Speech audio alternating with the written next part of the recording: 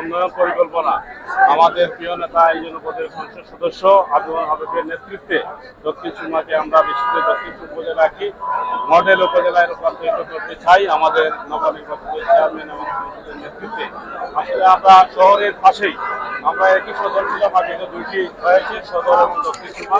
আগামীতে আমরা সংসদের মাধ্যমে আমরা দাবি রাখতে চাই আমাদের সদর দক্ষিণ যাতে হয়, সদর এবং সদর দক্ষিণ আমাদের এই উপজেলা আমরা চাই, দক্ষিণ সুরমা চাই না। আজকে নবনির্বাচিত চেয়ারম্যান শপথের মাধ্যমে নিচ্ছেন, ওনাকেও বলবো আমাদের প্রিয় সংসদের মাধ্যমে যাতে সংসদের দাবিটা উত্থাপন করে সদর দক্ষিণে যাতে রূপান্তরিত হয়।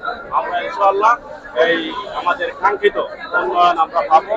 আমি আজকে এটুকু বলতে চাই, আমরা যারা প্রতিদ্বন্দ্বিতা করেছে তারাও আমাদের ভাই ভাতিজা, তাদেরকে নিয়ে আমাদের প্রিয় চেয়ারম্যান আমি অনুরোধ করবো সবাইকে নিয়ে যাতে সবাইকে খুশি করে আমরা কাজ করতে চাই সেই প্রত্যাশা ব্যক্ত করি। ধন্যবাদ। সবাইকে ধন্যবাদ। আজকে আমাদের একটা আনন্দের দিন, উৎসবের দিন, কারণ আমরা দীর্ঘদিন থেকে আমাদের সাংসদ এবং চেয়ারম্যান নিবিড়ভাবে যে কোনো কারণেই হোক কাজ করা সম্ভব হয় না। আশা করি আমাদের এই নতুন চেয়ারম্যান আমরা যাকে বানিয়েছি, দক্ষিণ সুরমা যাকে বানিয়েছেন তিনি এবং বর্তমান এই যে মাননীয় সংসদ, তিনি অত্যন্ত জনগণের জন্য আন্তরিক।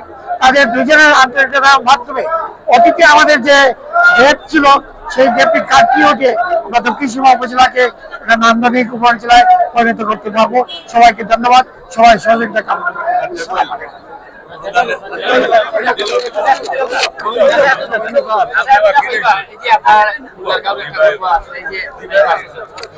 আমি সর্বপ্রথম আল্লাহ শুকরিয়া আদায় করছি।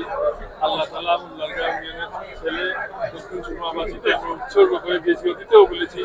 তিনি তার সততা নিষ্ঠা দিয়ে আমাদের মাননীয় এমপি মহোদয়ের সাথে মিলেই উপজেলাকে নান্দনিক যে স্বপ্ন দেখেছেন আমাদের এমপি মহোদয়, সেটাকে বাস্তবায়নের জন্য উনি বিলাসী জীবন আমেরিকা ত্যাগ করে বাংলাদেশে দক্ষিণ সুরমা কাজ করবেন এই প্রত্যাশা। আল্লাহ